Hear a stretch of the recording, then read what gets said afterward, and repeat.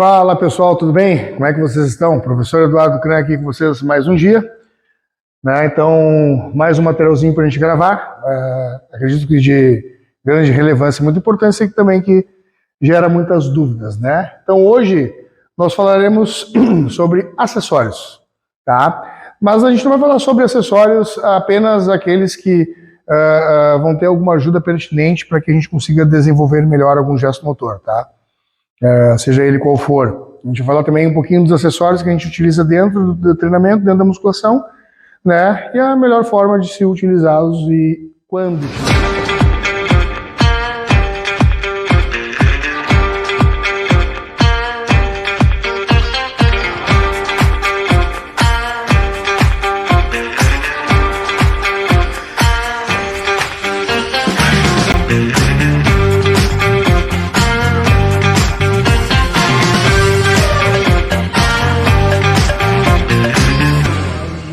Quando utilizá-los, tá? Então, botei aqui para vocês, tá? Acessórios. Começar com o simples e o básico. Por que a gente vai utilizar acessórios? Para quê? Quando? Por quê? Para quê? Quando? Para quem que a gente vai utilizar os acessórios? Isso a gente falando da parte de agrupamentos musculares específicos para que a gente melhore outros gestos, outros movimentos, tá? Primeira coisa que a gente tem que pensar, core. Dentro dos exercícios de musculação de uma forma geral, dentro dos exercícios de força, seja supino, agacho, terra, power, seja um leg press, uma passada, um afundo, farm walk, enfim, onde vocês vão utilizar um overhead press, clean and jerk, snatch, enfim, toda e qualquer gama de exercícios que vocês querem utilizar para quem vocês vão treinar. A gente precisa ter um core forte. Ele é muito negligenciado na musculação. O core ele é composto por uma série de grupos musculares, compõe o assoalho pélvico, né, o obturador externo, o obturador interno, gêmeo superior, gêmeo inferior, glúteo máximo, médio, quadrado da coxa, enfim, todas aquelas musculaturas maiores e menores que envolvem o assoalho pélvico, né, ali um certo trabalho de elipsoas, abdômen, supra, infra, oblíquo e a musculatura paravertebral e eletores da espinha posterior e inferior, juntamente com o quadrado lombar. Então, todo esse composto de grupos musculares forma a região do core, que é o centro de estabilidade, de massa, de gravidade e de massa, deslocamento de massa do nosso corpo, tá?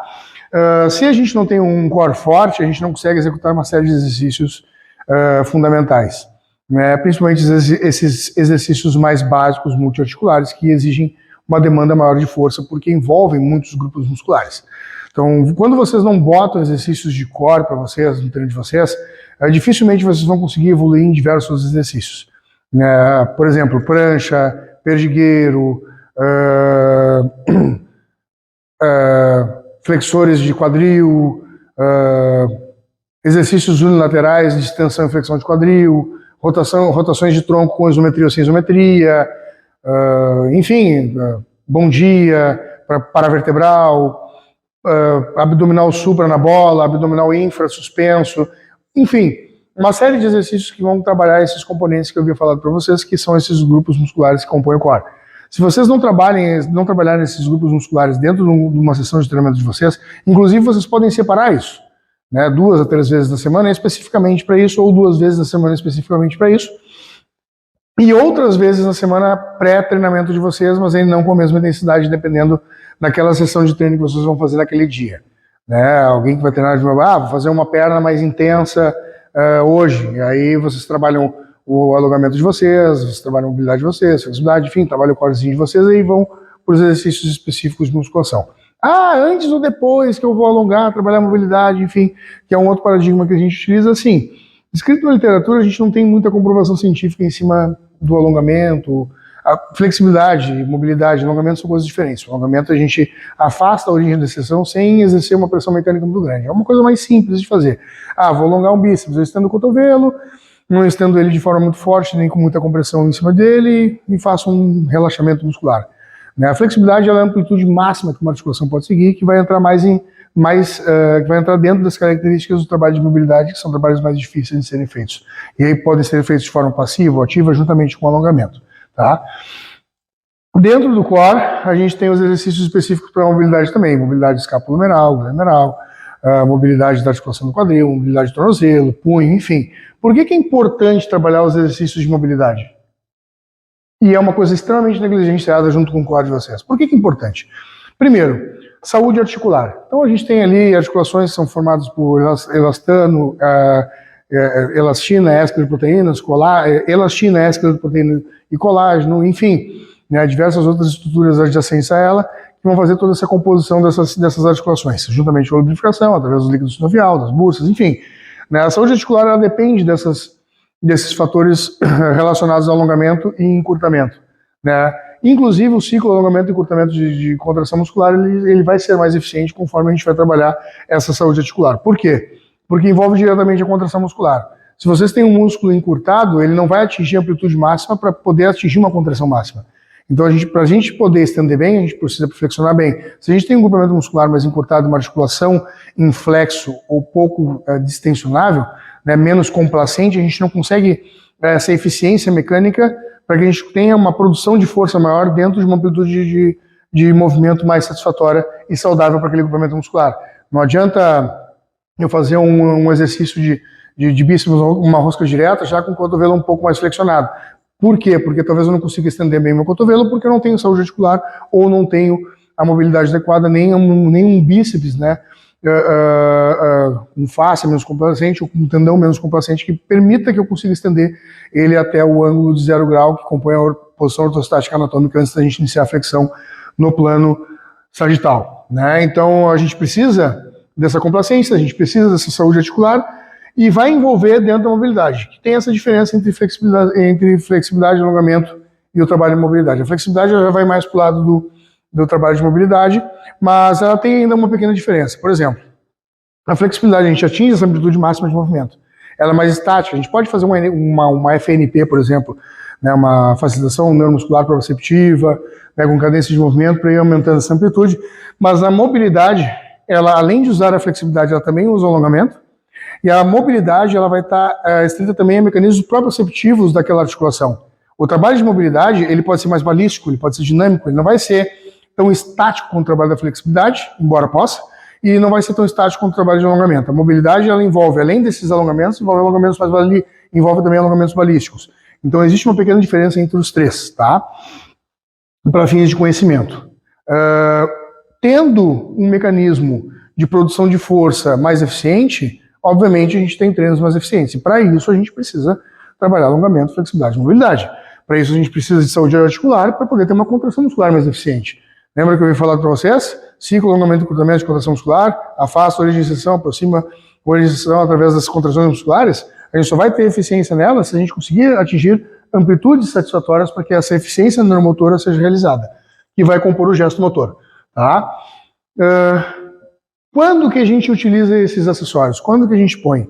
Né? Agora, aprofundando um pouquinho mais, né, mas não muito maçante, a gente utiliza antes dos treinamentos, que a gente vai ter em decorrência, de forma mais específica, a gente pode usar um pouquinho mais geral, faz um alongamento, vai fazer, por exemplo, vamos botar um treino de costas hoje, tá? Treino de dorsal. Vamos fazer um treino de dorsal, ou para as meninas aí um treino de posterior de glúteo ou de anterior de coxa. Vocês vão trabalhar a mobilidade do símbolo superior de vocês, né?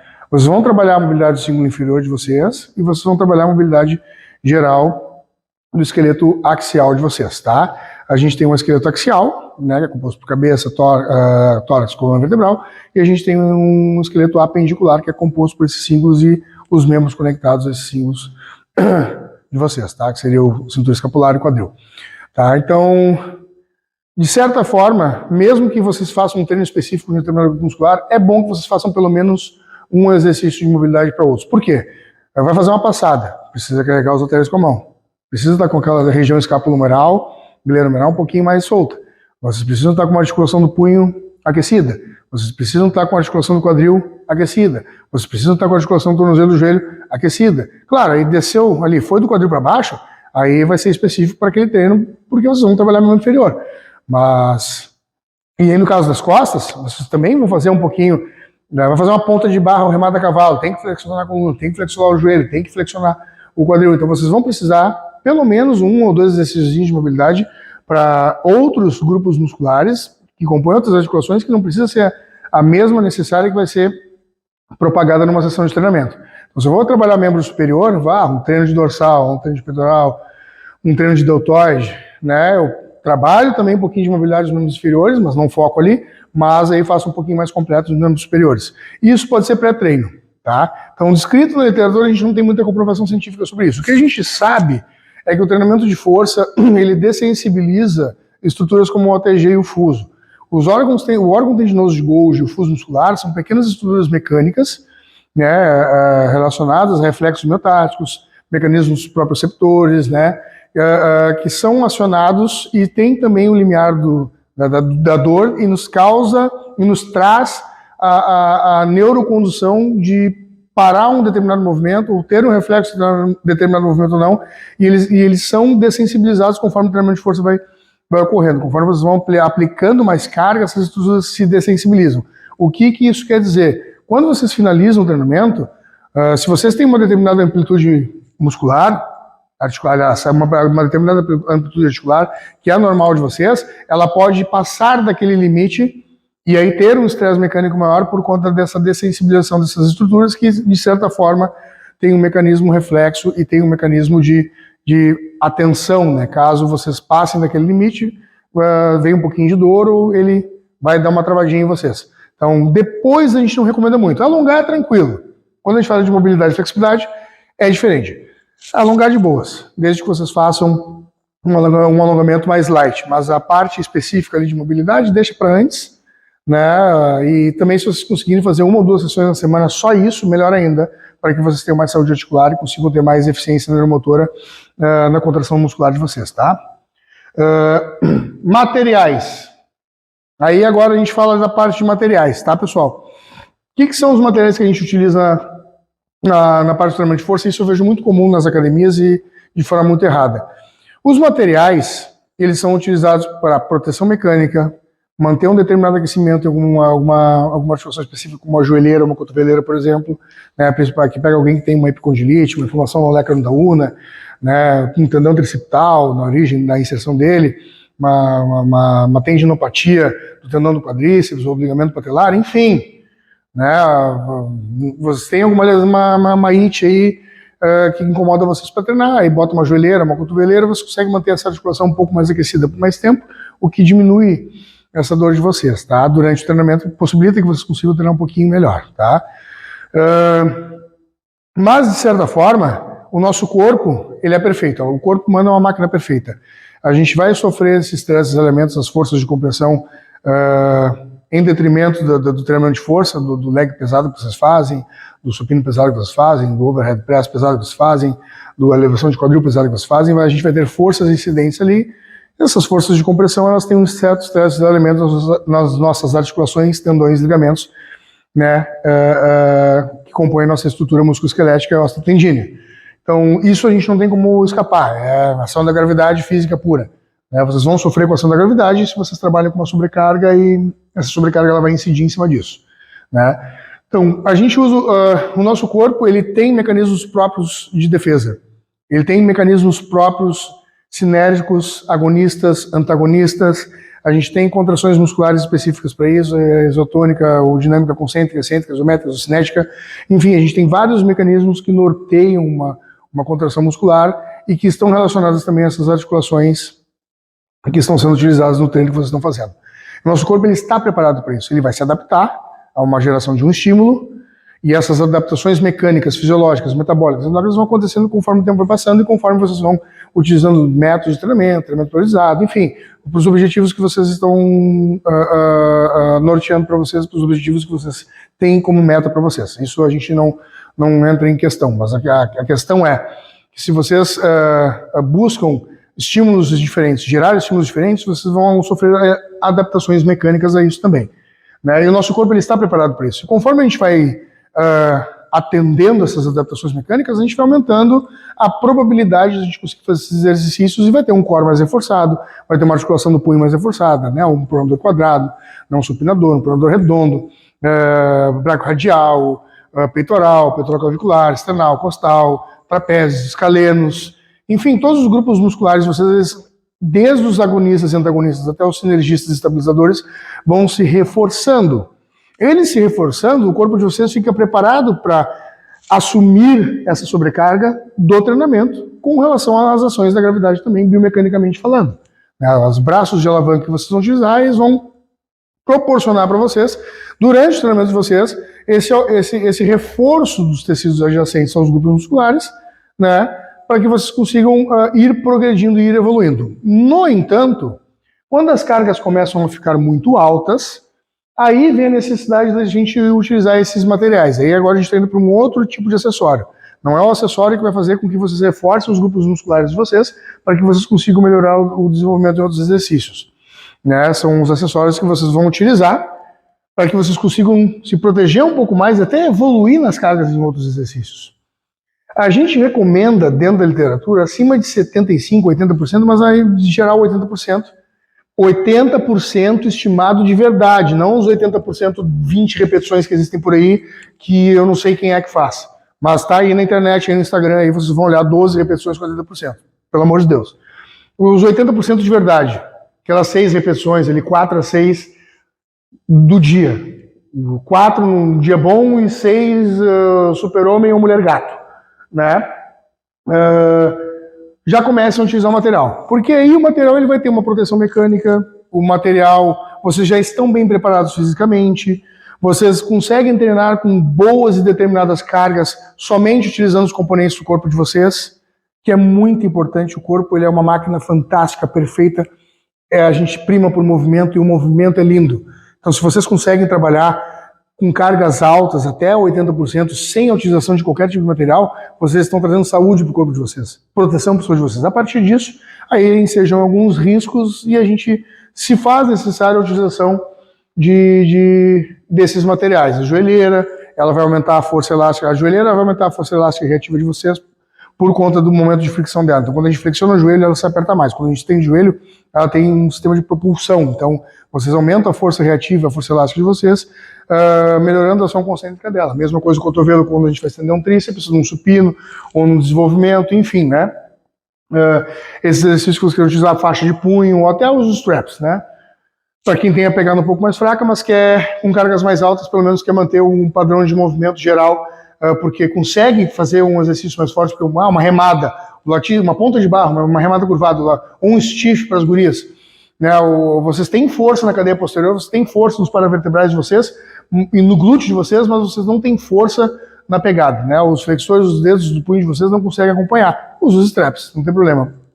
Não usa a partir do primeiro exercício, da primeira série. Se fazer as feeder sets de vocês, as warm-up sets de vocês, enfim, as séries de aquecimento, vocês não precisam usar já de cara. Eu faço um stiff com 30 quilos de cada lado numa barra olímpica. Show?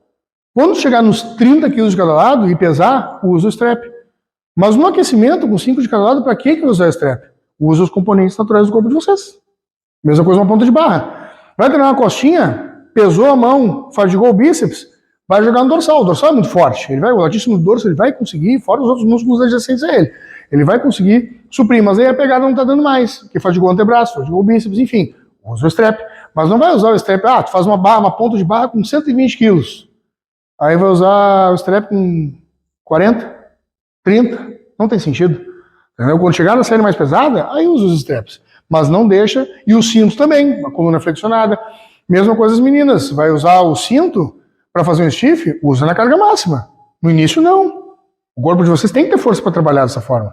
Ou vocês não estão trabalhando o core de vocês de maneira adequada, ou vocês não estão trabalhando a mobilidade de maneira adequada, e aí estão cheios de compensações mecânicas, desvios posturais, hipotonia em determinados músculos e ficam enchendo o saco na academia, como meu perdoe, eu sempre fiz meu stiff. Eu não consegui agachar, empedrou minha lombar, o cu empedrou. Por quê? Porque não trabalha o core, porque não trabalha a mobilidade, porque não trabalha alongamento, flexibilidade, enfim. Vocês não vão ter saúde articular e vocês não vão ter saúde de determinados grupos musculares se vocês não fizerem o trabalho completo. Simples. Cinto. O cinto, por Deus, 20 anos de área, eu já vi gente usando cinto na cadeira extensora. Porque o cinto usar cinto na cadeira extensora, pelo amor de Deus, né? Fica dando por rasgar, né, cara? Não tem sentido. Cinto para fazer o rosca Scott. Cinto para fazer puxada pela frente aberta. E detalhe, a puxada te puxa para cima. Te pendura na barra, ela te prende na coxa e te pendura na barra. É para praticamente descomprimir os discos vertebrais, o cara vai lá e usa cinto para fazer uma puxada pela frente. Né? Enfim, O cinto, ele é muito importante, mas também ele é um artifício para ser utilizado mais. Faixa de joelho. A faixa de joelho, ela tem... Por que eu misturei os dois? Porque a faixa de joelho e o cinto eles vão ter uma composição muito parecida na hora de utilizar. Se vocês forem utilizar a faixa de joelho para fazer um leg press, um agachamento, se não é a nível de powerlifting, chumbo total, 3, 4 reps, vocês passam a faixa no joelho. Botem a faixa. Não esganem o joelho de vocês. Quando vocês forem fazer séries mais altas, num perfil não anaeróbio alático ou sistema fosfagênio, ATP-CP, vocês vão buscar alguma coisa mais metabólica, um anaeróbio lático, 8, 10, 12 repetições para cima, beleza. Aí vocês passem a faixa para fazer 8, 10, 12 repetições. Se for uma carga interessante. Agora vocês vão chumbar 4, 6 ali no estouro, aí apertem minha faixa porque ela vai necessitar de uma compressão maior, porque ela precisa ajudar vocês mais e proteger mais a articulação. Acima de 80. Né? Claro, 10, 12 repetições com 80% não dá, mas digamos que vocês querem fazer 70%, as 12 repetições, que aí já é factível com a realidade, mas é difícil, aí passa uma faixinha para ajudar. O cinto. O cinto, ele tem um mecanismo de proteção muito grande. No entanto, a galera não sabe usar o cinto. Não sabe usar o cinto. A galera aperta o cinto de tal forma que não consegue nem respirar.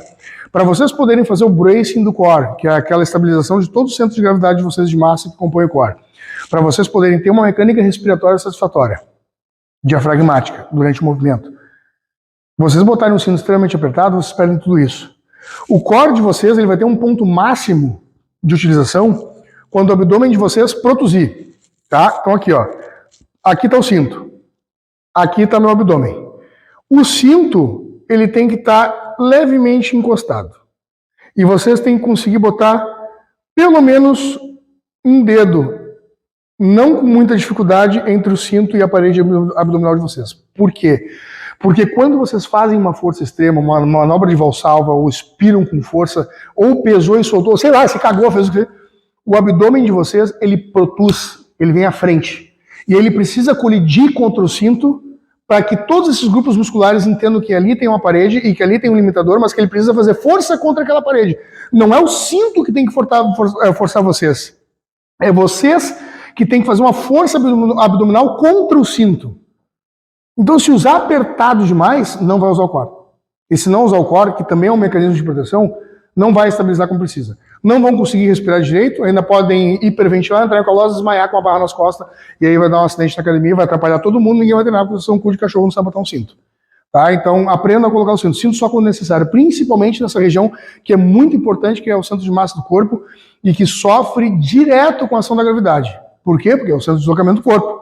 Né? Vocês vão caminhar, vão ter um leve desvio à frente. Vocês vão sentar, força ali. Enfim, tudo que vocês vão fazer vai passar por essa região. Então ela tem que estar bem forte e protegida para isso. Tá, pessoal?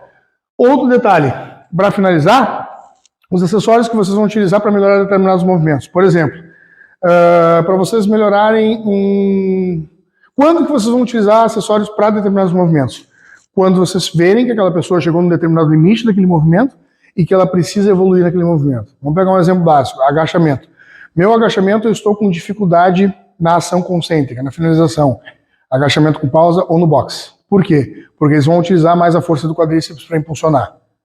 Tá? Ele não vai ter a força reativa elástica, que vai impulsionar esse movimento com o quadril e que vai facilitar com que os estabilizadores ali, o glúteo e cadeia posterior, consigam manter o movimento para que vocês consigam subir e a ação concêntrica dos quadríceps e dos extensores do quadril não seja tão forte. Então, um agachamento com pausa ou um agachamento com box, por exemplo. Eu tenho dificuldade de finalizar um supino. Supino no board. Por quê? Encostou, matou a força reativa do peito ou do leg drive, dali em diante ele tem que ter uma ação concêntrica maior. Vai aumentar a força do ombro de vocês e do tríceps de vocês para a finalização de movimento. Levantamento terra. Eu tenho dificuldade de tirar um terra do chão. Eu consigo finalizar bem, mas para tirar a barra do chão é um inferno. Terra em déficit. Por quê? Porque a trajetória da barra é maior, porque o eretor da espinha de vocês vai ser, os paravertebrais da cadeia posterior de vocês, como o glúteo, por exemplo, a cadeia posterior da coxa de vocês vai ser mais utilizada, porque o ângulo de movimento é maior, porque ele já está num alongamento maior, ele precisa de uma contratividade maior, então vocês vão ter lá na frente, com bastante trabalho no terra mais explosivo, vão arrancar a barra do chão com mais velocidade, enfim, pontuar essas questões. com exercícios de glúteo mais forte, elevação de quadril pesada, ou unilateral, tanto bilateral quanto unilateral. Enfim, para vocês aferirem isso, vocês precisam ver quem vocês estão treinando. Se vocês estão treinando pessoas que têm dificuldades depois de uma... Eu vejo, o que eu vejo? Eu vejo a galera botando acessório, sem necessidade nenhuma. A pessoa não tem dificuldade para desenvolver aquele movimento e ficam botando acessório para aquele movimento. Você só coloque acessório quando ele for pontual para uma determinada limitação. Apontem essa limitação, vejam o que ela está causando, a dificuldade específica, e aí sim vocês inserem um acessório para correção daquele movimento, seja por desvio postural, por hipotonia, por dificuldade, ou porque chegaram no máximo daquele movimento e precisam melhorar agora e progredir 1% ao dia naquele movimento, 1% ao mês, 1% ao ano, para terem mais força naquele determinado movimento. Então, não deem acessórios para todo mundo de forma desnecessária. Averiguem, olhem e prescrevam um acessório adequado para aquela pessoa, para que ela evolua naquele movimento dentro das limitações dela. Perfeito?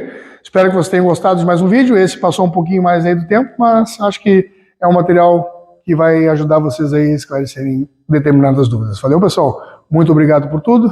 Até a próxima.